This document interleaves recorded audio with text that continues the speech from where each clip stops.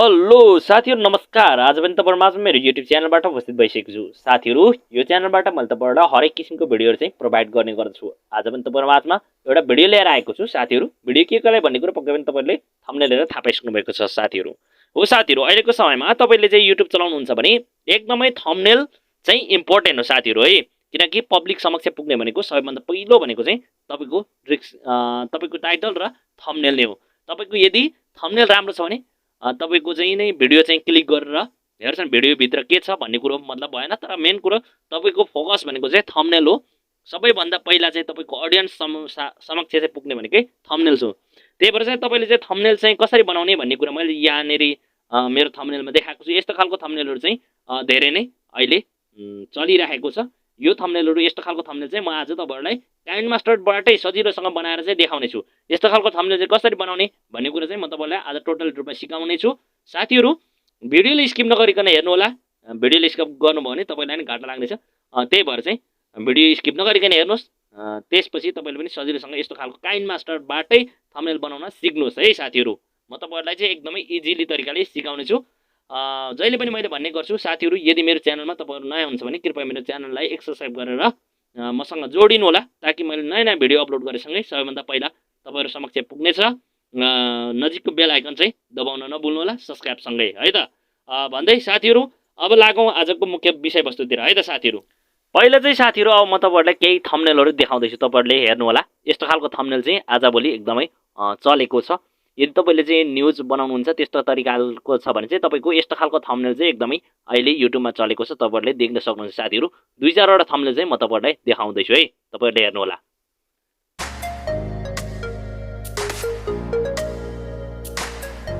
Well साथीहरु, अब तपाईहरुले चाहिँ थम्बनेल पनि देखिसक्नु भयो। यस्तो खालको थम्बनेल चाहिँ एकदमै अहिले चलेको छ। त्यही भएर चाहिँ मैले तपाईहरुलाई यो थम्बनेल देखाएको साथीहरु। अब चाहिँ साथीहरु तपाईहरुलाई चाहिँ यो थम्बनेल चाहिँ अब कसरी बनाउने भन्ने कुरा चाहिँ म तपाईलाई टोटली सिकाउँदै छु। काइनमास्टरबाट म तपाईलाई इजिली तरिकाले चाहिँ यो थम्बनेल बनाउन सिकाउने छु साथीहरु। तपाईहरुले पनि ध्यान दिएर यो भिडियोलाई चाहिँ हेर्नु होला स्किप नगरिकन। म तपाईहरुलाई ए टु जेड काइनमास्टरबाट एकदमै इजी तरिकाले सिकाउने छु। तपाईहरुले चाहिँ 2 मिनेटमा त टाइम दिनुस्। तपाईहरुलाई इजिली म सिकाइदिने छु है त साथीहरु। ओके साथीहरु, अब चाहिँ काइनमास्टरतिर लागौं है त। वेल साथीहरु, अब यहाँनेरि म तपाईहरुलाई काइनमास्टर खोल्नतिर लादैछु। तर काइनमास्टर खोल्नुभन्दा पहिला म तपाईहरुलाई के भन्दैछु भने साथीहरु, यहाँ चाहिँ एउटा कुरा तपाईले अब के को विषयमा चाहिँ तपाईले चाहिँ थम्बनेल बनाउँदै हुनुहुन्छ है।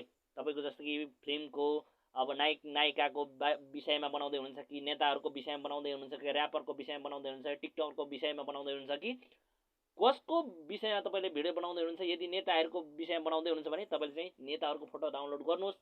टिकटकरको भने टिकटकरको फोटो डाउनलोड गर्नुस्। तपाईले चाहिँ र्यापरको भने र्यापरको डाउनलोड गर्नुस्। जसको बारेमा तपाईले यो थम्बनेल बनाउनुहुन्छ उनीहरुको चाहिँ तपाईले चाहिँ फोटो पहिला डाउनलोड गर्नुपर्ने हुन्छ है साथीहरु। यति कुरा चाहिँ तपाईले बुझ्नुस्। ओके, अब तपाईहरुले चाहिँ अब चाहिँ काइनमास्टर खोल्नु होला। म तपाईहरुलाई काइनमास्टर खोल्दैछु, खोलेर देखाउँदैछु है। यसरी खोलिसकेपछि तपाईले चाहिँ न्यू प्रोजेक्टलाई चाहिँ क्लिक गर्नु होला। यसरी क्लिक गरेपछि तपाईले चाहिँ फर्स्ट रेस्क्युलाई चाहिँ 16:9 को क्लिक गर्नुस्।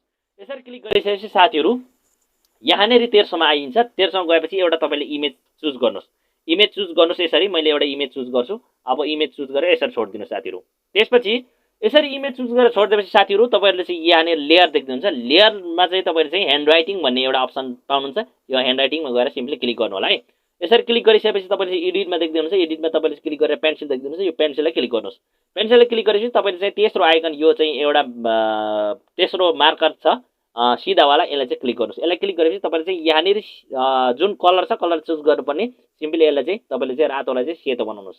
यसरी सेतो बनाइसकेपछि तपाईले चाहिँ अब साथीहरु यहाँनेरि यो जुन मार्करको चाहिँ यो चाहिँ मार्करको एउटा जुन साइज छ यसलाई चाहिँ बढाएर तपाईले तेस्रोमा राख्नुस्। तेस्रोमा राखेपछि अब चाहिँ तपाईले चाहिँ कोर्न सुरु गर्नुस्। कतिवटा फोटो लाउन चाहनुहुन्छ त्यतिवटा फ्रेम बनाउनुपर्छ है साथीहरु।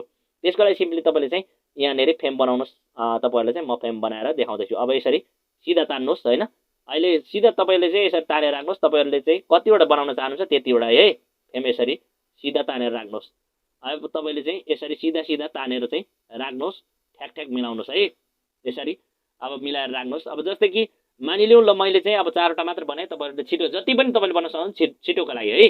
अब मैले यति बनाए। यति बनाएपछि अब ठिक छ मैले यतिकै छोड्दै। अब यहाँनेरि तपाईले चाहिँ के गर्नुस् भन्दाखेरि साथीहरु फेरि लेयरमा क्लिक गर्नुस्। लेयरमा क्लिक गरेपछि तपाईले चाहिँ मिडियामा जानुस्। मिडियामा गएपछि इमेज एउटा इमेजलाई ल्याउनुस्। तपाईँले चाहिँ यहाँनिर सेतो इमेज ल्याएर आउनुहोस् है। सेतो इमेजलाई ल्याएर यहाँनिर फुल गरिदिनुहोस्। यसरी फुल गरेपछि तपाईँले चाहिँ सर्लक्क यता माथितिर तानेर लानुहोस्। यसरी तानेर राखेपछि तपाईँको अन्दाजमा कतिकोमा चाहिँ तपाईँले लेख्न चाहनुहुन्छ त्यो अन्दाजमा तपाईँले राख्नुहोस्। त्यसपछि यसलाई तपाईँले फेरि पनि डुप्लिकेट गर्नुहोस्। डुप्लिकेट गरेर सिम्पली यसरी राखिदिनुहोस्। यसरी राखेपछि तपाईँको यसको कलर चाहिँ तपाईँले अब चेन्ज गर्नुपर्ने हुन्छ। तपाईँले चाहिँ जुन कलर पनि तपाईँले राख्न सक्नुहुन्छ। मैले चाहिँ यस्तो कलरको चुज गरेँ है। अब चुज गरेपछि यसरी चाहिँ तपाईँको फ्रेम अनुसारको चाहिँ यसरी देखाएर सेतो चाहिँ देखाउनुहोस् अनि त्यसपछि यस्तो बनाउनुहोस्। अब तपाईँको फ्रेम भइसक्यो साथीहरू। अब सिम्पली तपाईँले चाहिँ के गर्नुहोस् भन्दाखेरि साथीहरू यहाँनिर फोटो लाउनुहोस्। अब मैले 4टा मात्र फोटो लाउँछु तपाईँहरूलाई छिटोको लागि। फोटो तपाईँले डाउनलोड गरिसक्नु भएको छ। मैले अघि नै भने तपाईँले चाहिँ के कसको विषयमा बनाउँदै हुनुहुन्छ, जस्तो कि टिकटकरको कि ऱ्यापर्सको कि तपाईँको नेताहरूको त्यसको विषयमा चाहिँ बनाउँदै हुनुहुन्छ। सिम्पली उनीहरूकै चाहिँ फोटो चाहिँ तपाईँले डाउनलोड गर्नुपर्ने हुन्छ। मैले चाहिँ मानिलिउँ यहाँनिर नेताहरूको चाहिँ फोटो डाउनलोड गरेको नेताहरूलाई म चाहिँ नेपाली तालेको राख्छु है त। अब सिम्पली मैले चाहिँ यहाँनिर प्रचण्डलाई ल्याएँ। यसरी चाहिँ प्रचण्ड ल्याएर चाहिँ अब यहाँनिर राखिदिन्छु है। यो फ्रेममा ठ्याक्कै मिलाएर राख्नुहोस्। यसरी यो यसरी तपाईँले चाहिँ राखेपछि धेरै राम्रो देखिन्छ। हेर्नुहोस् साथीहरू, यसरी फ्रेममा ठ्याक्कै मिलाएर राख्नुहोस्। अब यसरी मिलाएर राखिसकेपछि अब अर्को ल्याउनुहोस्। अर्को पनि नेक्स्ट गर्नुहोस् छिटो छिटो होइन, एकदम स्पिडमा गर्दैछु। अब टाइम छैन, टाइम धेरै जान्छ। त्यसपछि अब यहाँनिर केपी शर्मा ओलीको मैले ल्याएँ। यसलाई पनि यसरी काटेँ, क्रप गरेँ, यसको साइज मिलाएर। अब ठ्याक्कै मैले चाहिँ यसलाई चाहिँ छिटो गर्दैछु है। तपाईँहरूलाई चाहिँ ढिलो हुँदैछ, त्यही भएर चाहिँ मैले नबोली यसलाई चाहिँ ठ्याक्कै यसरी पहिला मिलाएर राख्छु है त साथीहरू।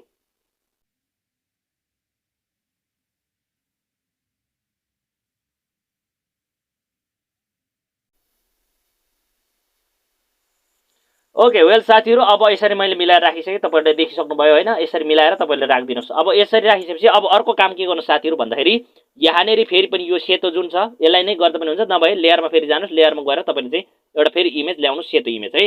यो सेतो इमेजलाई तपाईँले चाहिँ अब क्रपमा जानुहोस्। क्रपमा गएपछि तपाईँले चाहिँ यहाँनिर मासलाई अन गरिदिनुहोस्। मासलाई अन गरेपछि सेपमा जानुहोस्। सेपमा गएपछि गोलो आकारको यहाँ पाउनुहुन्छ। यसलाई चाहिँ सिम्पली तपाईँले चाहिँ क्लिक गर्नुहोस्। यसलाई क्लिक गरेपछि तपाईँले चाहिँ अब यसको साइज बढाउनुहोस् है, गोलो आकारकोलाई साथीहरू।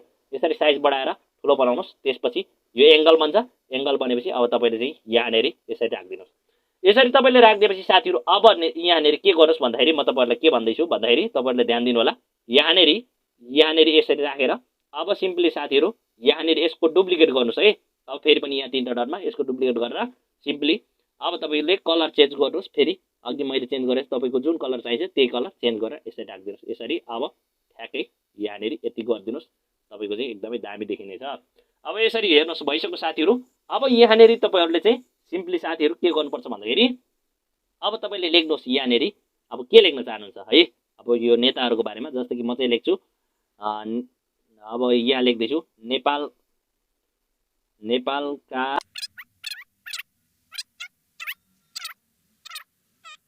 लेखेँ है। यो चाहिँ अब सिम्पली यति गरेपछि तपाईँले चाहिँ एन्ड्रोइडमा गएर तपाईँले चाहिँ यो नोटोसरी बोल्ट अप्सनलाई चुज गरेर यसलाई चाहिँ सिम्पली गरिदिनुहोस्। अब यहाँनिर ठ्याक्कै लेखिदिनुहोस् है। अब यति लेखिदिनुहोस्। हेर्नुहोस् नेताहरूले नेपालका नेता, यी नेताहरूले आफ्नो लागि अब कुन गाडी प्रयोग है प्रयोग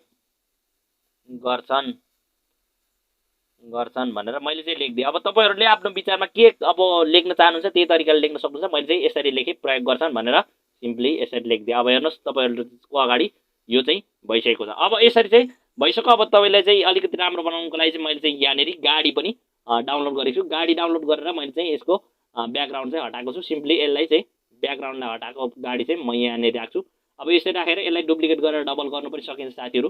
यसरी चाहिँ तपाईँले चाहिँ यहाँनिर ठ्याक्कै राखिदिनु भयो भने अब चाहिँ एकदमै स्ट्यान्डर्ड यो चाहिँ देखिनेछ साथीहरू। ल यसरी चाहिँ देखिनेछ। त्यसपछि सिम्पली तपाईँले चाहिँ यहाँनिर क्याप्चर छ, क्याप्चरलाई चाहिँ तपाईँले चाहिँ यसरी क्लिक गरेर सिम्पली तपाईँले चाहिँ सेभ गरिदिनु साथीहरू। सेभ गरिसकेपछि अब तपाईँको चाहिँ एकदमै यो चाहिँ 100% नम्बर 1 थम्बनेल देखिनेछ साथीहरू। म तपाईँहरूलाई यहाँनिर सिम्पली अब ब्याक गएर चाहिँ तपाईँहरूलाई देखाउँछु यो थम्बनेल चाहिँ कस्तो खालको भएको छ भन्ने कुरो चाहिँ म तपाईँलाई देखाउँछु है त साथीहरू। यहाँनिर फोटोमा गएँ। फोटोमा गएपछि भर्खर मैले क्याप्चर गरेको छु। क्याप्चर गरेकोलाई चाहिँ म तपाईँहरूलाई चाहिँ देखाउँदैछु। यहाँ हेर्न सक्नुहुन्छ यो थम्बनेल चाहिँ तपाईँहरूको अगाडि यस्तो बनिएको छ। यहाँ हेर्न सक्नुहुन्छ है साथीहरू। यो चाहिँ थम्बनेल भर्खर बनाएको। ओके साथीहरू, वेल तपाईँहरूले के कति बुझ्नुभयो साथीहरू। भिडियो लामो भइसक्यो, त्यही भएर चाहिँ भिडियोबाट बिदा हुन चाहन्छु साथीहरू। अर्को भिडियोमा भेटौँला।